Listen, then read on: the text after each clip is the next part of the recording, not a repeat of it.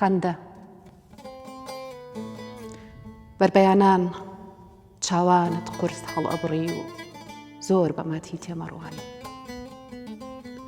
کارەساتی ڕۆژگارەکان لە شێوە مابەدی ئەەکەی یا کڵۆڵی وڵاتەکەم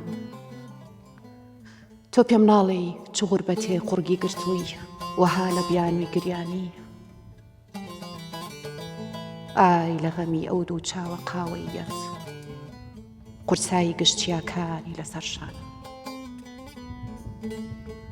ئای لە سەمای ئەو دڵۆ بە فرمێسکانی چاوەکانت ئەڵێ بارانێکی دووری ئێوارەی پشکێوەکانە بۆ لە مەودووە بەربەیانان بیر لە گریان مەکەرەوە بۆ لە مەودووە فریشتەکان لە خەندە دوور مەخەرەوە من حەز ناکەم چاوەکانت ئازار بدەی چاوەکانت سوێیان سەختە مەگری لەگەڵ مەرگێکی ناوەختە مەگری خۆت بە گریان ڕامەهێنە گەردوون مەزن و گەورەیە ژیان گەلێ گەورەترە مرۆڤ گەورەتر ببینە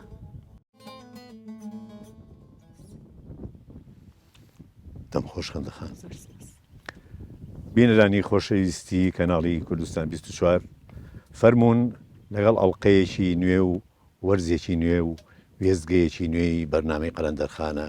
بە هیوای ئەوەی کاتێکی خۆش لەگەڵ بەرنامەکەمان بەرنەسەر بەرنامەی ئەم جارەمان لێدوانە لەسەر شێعر و بەرهەم و توێژینەوەکانی یەکێک لە شاعیرانی شاری سلێمانی کە لەم ساڵانەی دواییدا کۆچی دوایی کرد و جێی هێشتین بەداخەوە ئەویش دکتۆر هیدایەتی عەبدوڵڵا حەیرانە دکتۆر هیدایەت مێژوویەکی جوانی لەناو ئەدەبیات و شێعری کوردی و فەرهەنگ و زمانی کوردیدا هەیە بۆ لێدوان و قسەکردن لەسەر ژیان و شێعرەکان و بەرهەمەکانی دکتۆر هیدایەت بەڕێز دکتۆر هۆگر کە هاوڕێی تەمەنێتی ئامادەیە لە بەرنامەکەمانە بەخێر هاتی دکتۆر زۆر سپاس لەگەڵ برای ئازیز کاکە ڕاستی جەمال بە ئامێری ساز لەگەڵمانایە کاکە ڕاستی بەخێر هاتی جەنابیشە دکتۆر گیان هەر وەکو سەرەتا بۆ وەکو دەستپێک لە بەرنامەکە وەکو ئەوەی کە تۆ ژیانێکی دوور و درێژ ژیانێکی زۆرت لەگەڵ وەکو هاوڕێیەتی لەگەڵ دکتۆر هیدایەت بردۆتە سەر حەزەکەین کورتەیەک لە ژیانی دکتۆر هیدایەتمان بۆ باس بکەین درود بۆ گیانی کاکە دکتۆر هیدایەتی هاوڕێمان بەڕاستی وەک فەرمووتان من ئەکرێ بڵێم لە تەمەنێکی مناڵیەوە لەگەڵ کاک دکتۆر هیدایەتە بە حکمی ئەوەی کەوە لە گەڕەکان نزیک بووین لەیەکەوە ئێمە هاوڕێتیمان هەبوو جگەلەوەش لە چەند قۆناغێکی خوێندنە پێکەوە بووین و دوجار لە دوو پیشەشە یەکەم لە فەرمانگەی پۆستە و گەیاندن ئێمە هەردووکمان فەرمانبەر بووین هاوکات لەگەڵیشە لە زانکۆ خوێنکار بووین لەبەرەوە وەک وتت ئێمە زۆر ڕۆژگاری خۆش و ناخۆشمان پێکەوە تێپەڕانەوە بەڵێ دکتۆر گیان چۆن نازناوی حەیرانیان پێبەخشیوە بەڵێ ئەوەی ڕاستی بێ مامە عەبەی باوکی کاتی خۆی توانا و دەستی حەیرانبێژی هەبووە ئەو ناونیشانە و لەوەوە هاتووە بەڵێ بەرەوە ئەگەر سەرنج بی لە ناوچەی تەنان سلێمانیش چوارتا و هەتا لە قەراخە کە ڕۆژگارێک باوکی فەرمانبەر بووە لە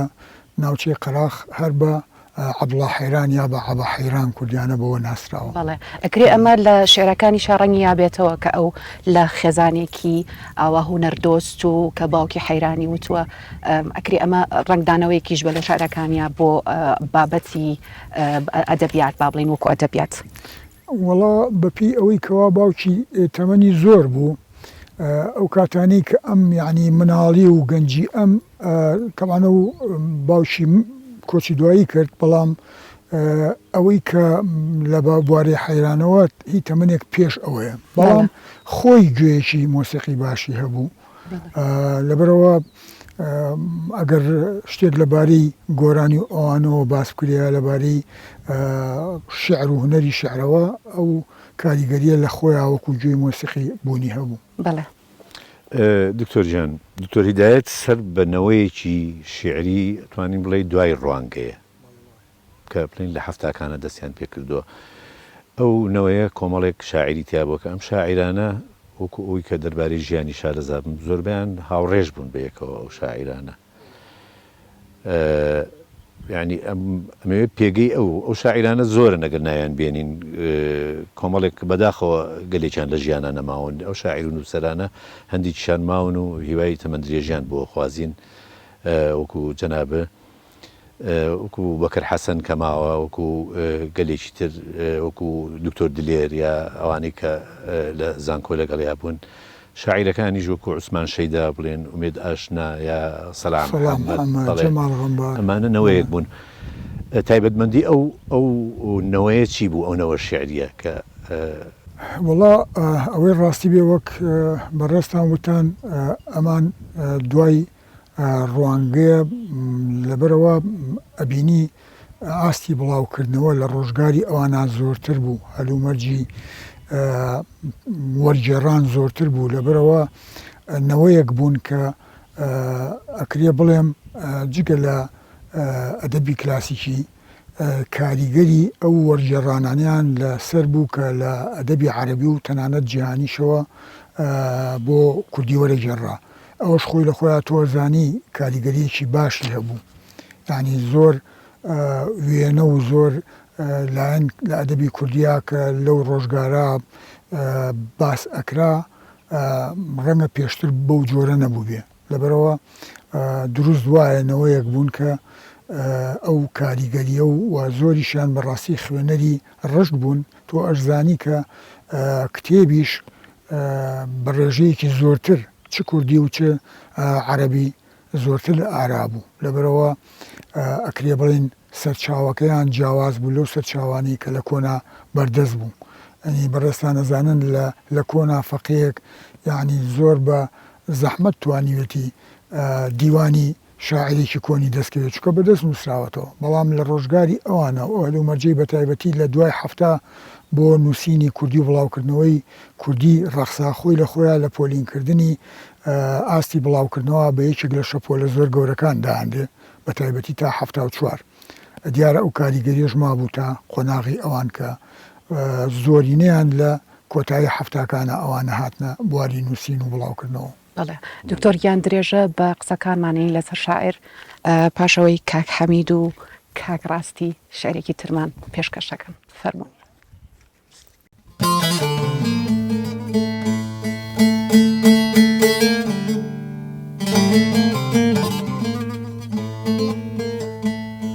چوار ڕۆژ بوویتە چوار وەرزی ساڵ خۆت گۆڕی بوو بێدەنگ دیار بووی وێنەی زستانێکی خەمناک کراسێکی سپی بەفرید لە بەرا بوو کراس وەک نیگای شەرمنم خۆی لە دەوری شان و مل و مەمکەکانت ئاڵاندە بوو خۆت گۆڕی بوو لە بەهارێ ڕووخۆشە چووی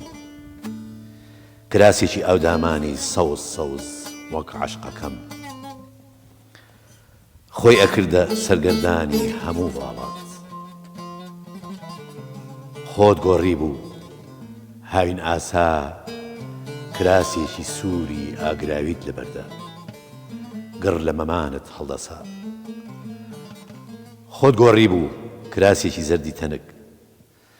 چناری بەژن و باڵاتی داپۆشی بوو لە گشت ژیانی ڕۆژانت ئاساییتر بێ ئارایشت جوان و چاکار هەر لە خوشکی پاییزە چووی بێدەنگ و مات ئیمڕۆ کە چەندم خۆشەویت خۆزگە ئەمریت خۆزگە بمرم. دەم خۆش کاک حەمیدیان مامۆستاگیان ئەم شعری کاک حەمید خوێندیەوە بۆمان دەرەکەوێت کە شاعر چەندێک ڕێزی لە ئافرەت و لە ژن گرتووە و چەندێک مرۆڤ دۆست بووە و ئەوە شزانی کە پەیوەندیەکی زۆر باشیشی بە خانەوادەکەیەوە هەبووە تەنانەت شعری بۆ خاتو هەژانی کچیشی نووسیوە ئەکرێت باسێکی ئەو پەیوەندیە خانەوادەی ئەمان بۆ بکەی هی شاعر چۆنی بووە؟ بەڵێ وەڵا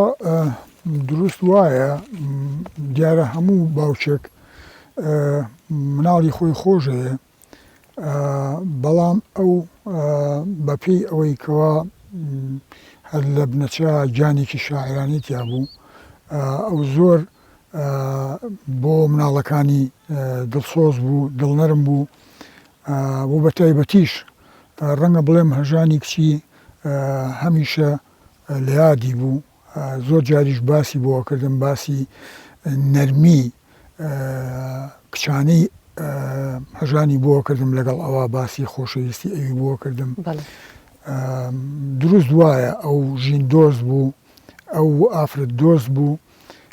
ئەو تامرد عاشق بوو. دکتۆر جان ئێمە جگە لە بواری شعر و ئەدەبیات و ئەوانە دکتۆر هیدایەت خۆی کەسێتیشی تایبەت بوو ئەم کەسێتی تایبەتە وەکو مەسلەی ڕای بەرامبەر مەسلەی گۆرانی و مۆسیقا و ئەم شتانە و بێجگەلەوە کەسێک بوو بەڕاستی قسە خۆش بوو یا کە شتی ئەجێڕایەوە هەر بابەتێکی بۆ جێڕایتەوە هێندە خۆشی جێڕایەوە حەز دەکرد گوێی لێ بگریت یعنی ئەمە یەکێک بوو لە بەهرەکانی دکتۆر هیدایەت جگە لە بەهرەی شعری ڕای جەناب بەرامبەر ئەو شتە تایبەتانی کە لە ژیانیا هەبووە وەکو خۆی وەکو کەسێتی دوور لە ڕوو ئەکادیمیەکە و ڕوو ئەدەبیەکەشی چیە؟ بەڵێ وەڵا تۆ زانی ئەو کەسانی کە زۆر تێکەڵی کۆمەڵە بن و بە تایبەتی ئەوانی کە لە خێزانێکی با بڵێن هەژارە دێنە ئاراوە ئەو هەلومەرجە کۆمەڵایەتیە واکا کە زۆرشیان لا کۆ بێتەوە بە تایبەت ئەگەر کەسەکە خۆی خاوەنی یادگەیەکی باش بێ چکە هیوا هەیە زۆر شت ئەبیسێ ئەبینێ بەڵام لە یادی نامێنێ هیدایەت لەو لایەنەوە یادگەیەکی باشی هەبوو و وەرگرێکی زۆر چاکیش بوو سەرنجدەرێکی زۆر چاک بوو لەو شتانەی کە لە کۆمەڵە دروست ئەبێ وەکو نوکتە وەکو قسەی خۆش وە لە بیری ئەماوە ئەیتوانی زۆر چاک بیان جێڕێتەوە لەبەرەوە دانیشتن لەگەڵ هیدایەتە جار نەبووە ئەدای نوکتەکانی زۆر تایبەت بە دڵنیاییەوە ئەوەش خۆی توانایە کە ڕەنگە لە هەموو کەسان نەبێ حتا بۆ قسەی خۆش زۆر جار نوکتەیە کە ئەو لە یەکەم جارە لەومان بیستووە زۆر جار کە من یاخۆ یەکێک لە هاوڕێیانمان ئیجێڕایەوە لە کۆڕێکی خۆمانە ئەو سەرچاوەکەی بڵێ چکە ئێمە لەومان بیست بوو ئەوەش خۆی پێکەنینێکی دروست دەکرد مەبەستمەوەیە بڵێم ئەو بەڕاستی وەرگرێکی چاک بوو لەو لایەنەوە و یادگەکەش زۆر هاوکاریە کرد کە ئەو شتانەی لە یاد بوو تۆ لە هەج بوارێکا کە قسە لە شتێک بکرایە وەک قسەی خۆش وەک ئەو شتانەی کەوا سەرنج ڕاکێشن ئەو بە زنجیرە بە دوایە ئاهات و بیریەکەوتەوە ئەنی بابەتەکانی دای من ڕووداوەکە ڕووییا بوو بەڵام ئەو بە شێوەیەکی واتر شوفەیە کرد بەڵێ ئەیتوانی زۆر بەڵێ جیاوازە بوو بەڵێ ئەوەش خۆی توانایە کە ڕەنگە لە هەموو کەسێکان نەبێ خۆ ئێمە ئەزانین ئێستا ئەو قسانەی خاڵە ڕجەب کردوێتی ڕەنگە بەسەر زۆر کەسا هات بێ ئەو قسانەی کەوا لە زمانی باشتی عەزێک پارچەوە ئەجێڕێتەوە ڕەنگە زۆر کەس ئەو شتانەی بیست بێ بەڵام کاتێک کە لەوە ئەجێڕێتەوە کە ئەو کردوێتی خۆشیێکی تایبەتی هەبوو هیدایەتیش لەو بارەیەوە یەکێک بوو لەوانە و زۆر سەرنجی بەهێز بوو لەبارەی خەڵکەوە یعنی ئەو شتەی کە تۆ لە خەڵکان نایبینی ئەو چاک ئەیبینی یا تۆ جێی سەرنج نییە ئەو جێی سەرنجی بوو تۆزانی بازجارێک کەسێک قسەکە کە کەسێکی چۆن بڵێ پەراوێزی ئەمە زۆر جار ناوێکی لێ ئەنام ناوێکی لێ ئەنایتر ئەبوو بە مایی پێکەنین بۆ ئێمە یعنی هەیە کە قسەکە بۆ نمونە ئاوایەکە ئەوەیەکە ئەوانی ناو نابوو گفت شیرین بۆ خۆشی بۆ ڕابواردن تێمەگەی ئەم شتانی هەبوو بەڕاستی وەگوتم ئەو نوکتانی کە تۆ چەند جار بیستوتە کاتێک ئەو ئیجێڕایەوە دیسان تۆ پێکەنین بەڵێ ئەو توانایی هەبوو ڕاست دکتۆر گیان ئەگەر بینە سەر لایەنی خوێندن ئایا هەڵبژاردننی بۆ خوێندنی کۆلێژی ئادا بەشی زمانی کوردی ڕێکەوت بۆ یاخۆت بەمە بەست کردوێت نەخێر نەوەڵا ئاگ لە سەرەتاوە هەموو هیوا و ئاواتی ئەوە بوو کە لە ئادا بۆربگیرێ هەموو هیوا و ئاواتی ئەوە بوو ئەو تەنانەت بەداخەوە لە شەشە دیارە بە دەوامی کرد یعنی لە ئێواران بوو بەڵام دووسێ ساڵ هەر کۆڵی نەیە تا ئەخیرەن تەواوی کرد جا زۆر پیانە و دەمە چییە چۆن تااقەتە نەچوو ئەم هەموو ساڵی امتحانی تو ئەو مەبەستەکە ئەوەیە بچمە ئاداب چکە وە گوتم خۆی لە ڕەنگە بڵێم لە سەرەتاییەوە ئەو خولیای شعری لەلا هەبوو وەک مناڵێک ئەو شتانی کە بەردەستیەکەەوە ئەی خوێنەوە دوایی قۆڵ بوو بۆوە ینی بەڕاستی من نەتوانم بڵێم دکتۆر هیدایەت لەلایەنی ئەدەبی کلاسیکیەوە زۆر جار بەئەنقەز من شعرێکم هەڵم تیا کرد ئەو نەنە هۆگرەوە وانە ئاوایە جا پێمەوە ئەوە دروست ویستم کە بزانم بیرتە زاکری بۆ ئەوە یادگەیەکی زۆر باشی هەبوو پسپۆڕیەکەی دکتۆر هیدایەت لە بواری ئەدەب و زمانە وەکو ماجستێر دکتۆرە لە چ بوارێکا بوو لە بواری زمانە بوو ئەو کاتی ئێمە کە دیارە من و دکتۆر هیدایەت یەکەم خولی خوێندنی باڵا بووین لە عێراقا بۆ کوردی هەردووکمان نەکرد من و ئەو دکتۆر فەریدونیش حەزی بە ئەدەبە کرد بەڵام هەرسێکمان بۆ زمان هەر لە وەزارەتی خوێندنی باڵای بەغاوە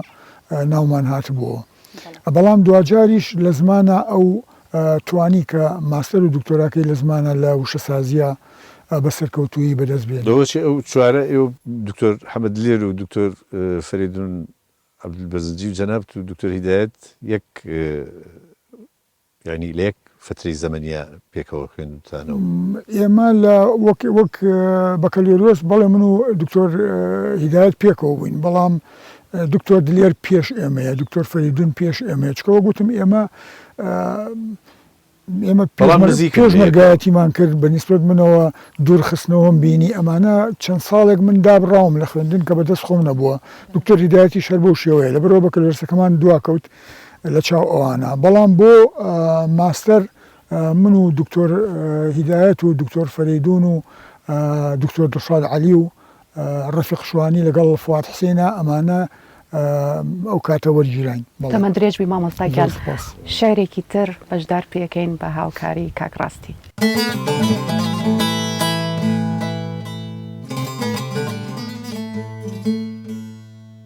تۆش بەجێم بێڵە وەک چۆن چەقۆیەک ئازاری برینجێ دێڵێ و دەڕوا تۆش بەجێم بێڵە چۆن خوڕە و هاژە کە ناروێڵ ئەکاو نایەتەوە دوا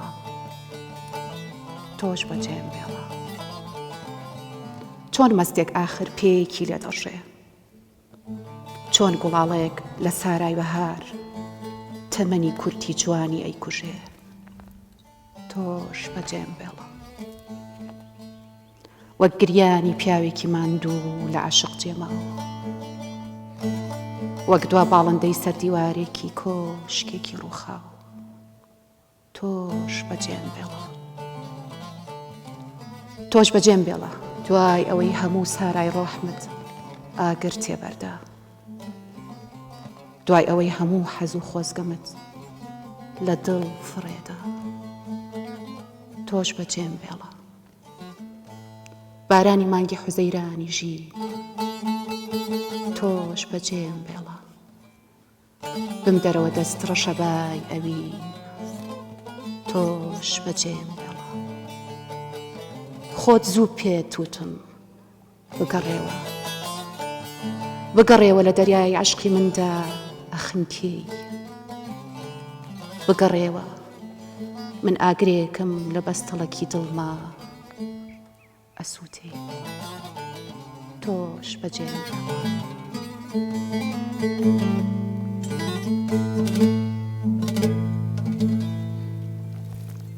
دەم خۆش خەندەخان زۆر سپاس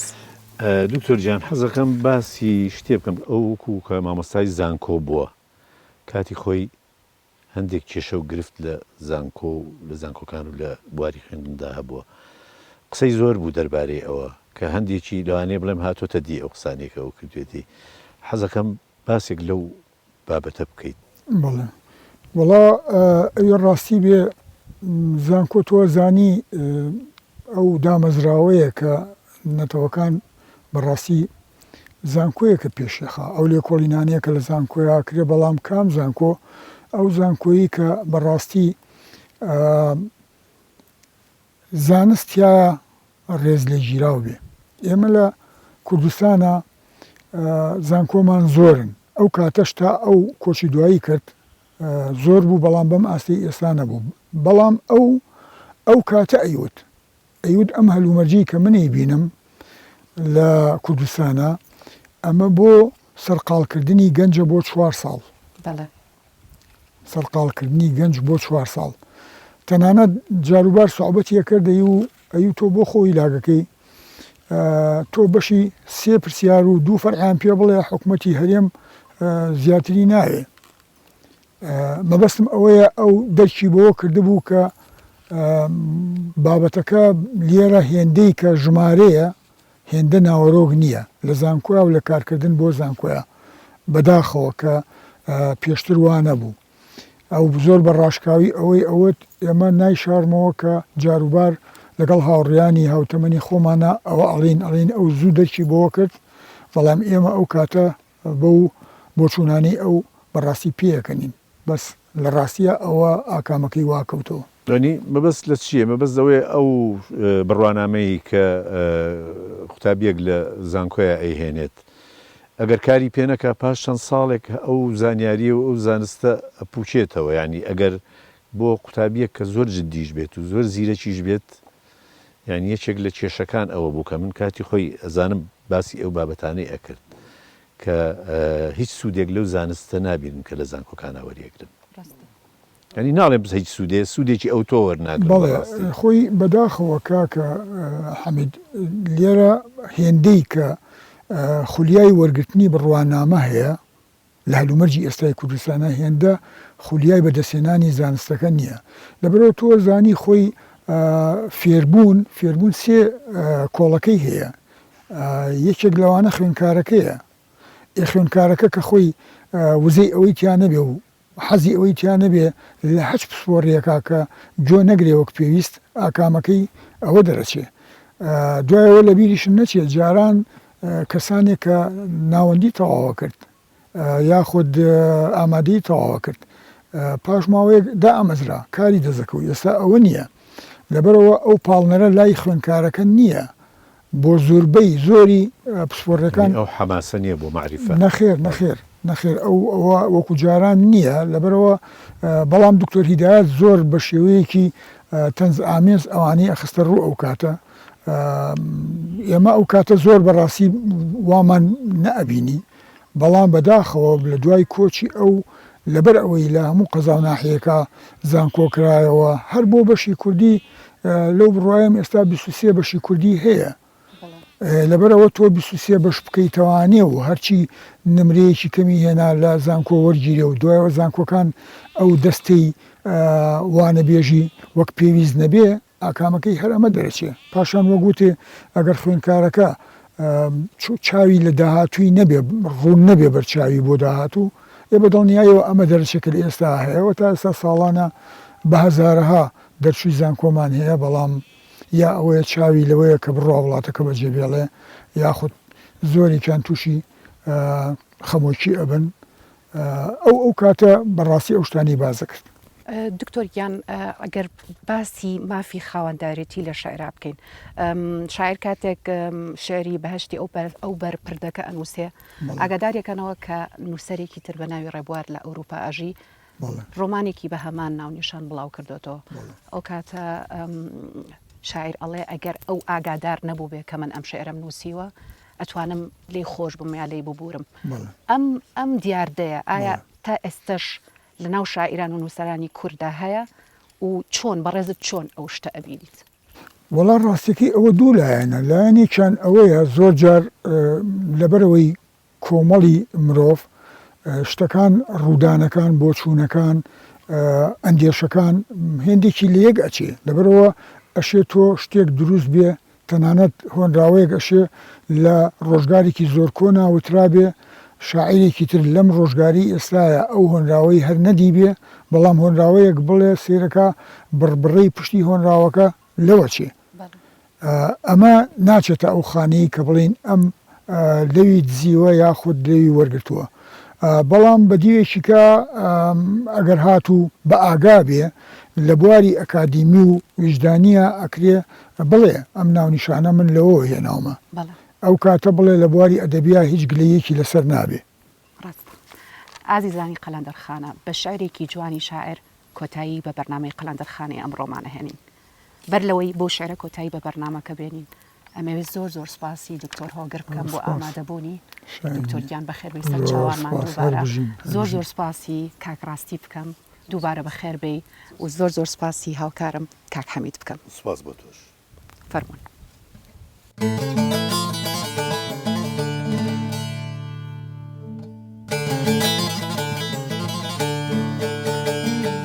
نیو سەدەگریان بە درێژایی هەموو ڕۆژەکانی زستان لەو دیومینای پەنجەرە ڕوو لە خۆرەکە ئاشنا لەگەڵ نهێنیەکان ژنێک لەگەڵ فرمێسکە نەڕژاوەکانیە ژنێک لەگەڵ جوڵانەوەی لێوەکانیە ژنێک لەگەڵ هەناسە پەژموردەکانیە ژنێک لەگەڵ هەردوو دەستی بڵند بوودا بۆ بۆشاییەکی نادیار خوای ئەو پیاوە وشکەیت بیکەیت بە بەرد بە درێژایی هەموو ڕۆژەکانی زستان ژنێک بە چپەوە وا دەڵێت بە درێژایی هەموو ڕۆژەکانی بەهار لەسەر کورسیەک بە تەنیا ژنێک چاوی لەگەڵ شینایی ئاسمانە ڕاگرتووە ژنێک دڵی خوێنی ڕابردووی لێ ئەدکێت ژنێک لەگەڵ مەیلی بەلای سێبەری دارچنارێکە ژنێک لەگەڵ گەشانەوەی خونچەکانی بربەیاندا ڕازێک تێکەڵ بە فرمێسکەکانی ئەسپێرێت خوایە ئەو پیاوە وشکەیت بیکەیت بە بەرد بە درێژایی هەموو ڕۆژەکانی بەهار ژنێک بە چپەوە وا دەڵێت